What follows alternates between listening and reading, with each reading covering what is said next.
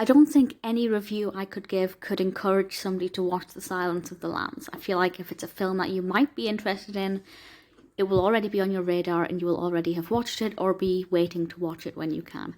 This is one of my favourite films. It's one of my favourite horror thrillers. It's absolutely fantastic. And to make it even more special for me, at the Hollywood Museum, you can actually sit in the seat that Clarice Starling sat in and look into the jail cell. And if you get a chance to do that, definitely do it. It's an incredible experience. The film was released in 1991, directed by Jonathan Demme, and based on the novel by Thomas Harris, screenplay by Ted Talley. And it does not surprise me to see that it's got over 1 million reviews on IMDb, with an overall average rating of 8.6 out of 10.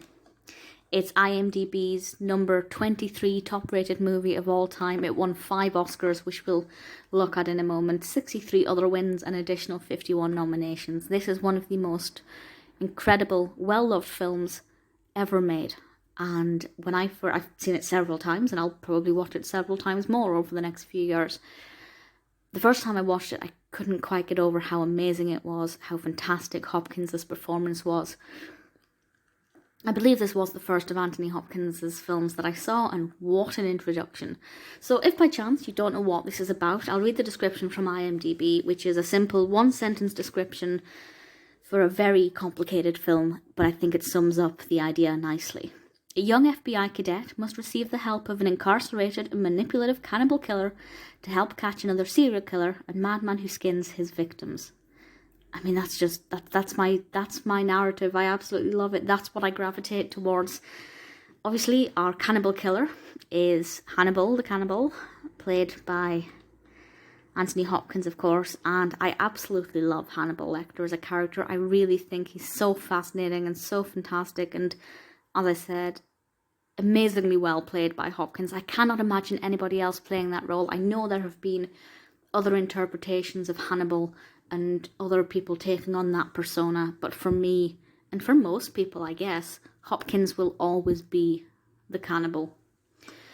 Jodie Foster is Clarice Starling, quid pro quo Clarice, and obviously she did a great job in that role. She's not my favourite character. I do like Clarice, but it took me a little while to warm to her. But for me, this is very much the Hannibal show. You know, it's for me, it's all about him. Yes, I was interested in Starling. Yes, I was interested in the quote-unquote madman who skins his victims, which I think is a fantastic little description. But for me, Hannibal is the showstopper. There are some amazing, memorable quotes in this. It is quoted abundantly. Some of the scenes are absolutely fantastic. We have the iconic Hannibal with his straight jacket and his mask.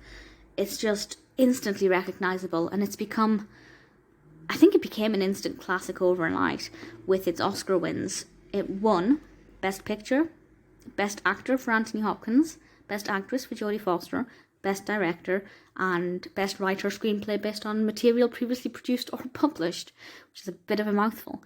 It also won the Best Performance by an Actress at the Golden Globes. Oddly, Hopkins didn't get Best Performance by an Actor, but they both did get Best Actor-Actress at the BAFTAs and Best Actor-Actress for the 2020 awards. And I'm not going to go through all of these because there are many of them. It is absolutely fabulous. It is rated an 18. It can be quite graphic, but ultimately I think this is mostly a psychological thriller. It's more disturbing than it is creepy, I think, for what I kind of personally perceived from it. Obviously, we have 2 films that follow this, and I will discuss them as well. While they're not as good as this, certainly the second one's brilliant. The third one's good, but feels slightly different in tone. But Silence of the Lambs is fantastic. I haven't read the novel, and I absolutely have to. I really, really want to, so I will definitely make the effort to do that. But in the meantime, I'm just going to bask in the beauty of the film because it is stunning. I love it. It's just, I think out of the top 20, the top 23 films of IMDb's most rated, I'd say The Silence of the Lambs is the one of those 23 that I love the most. It's incredible.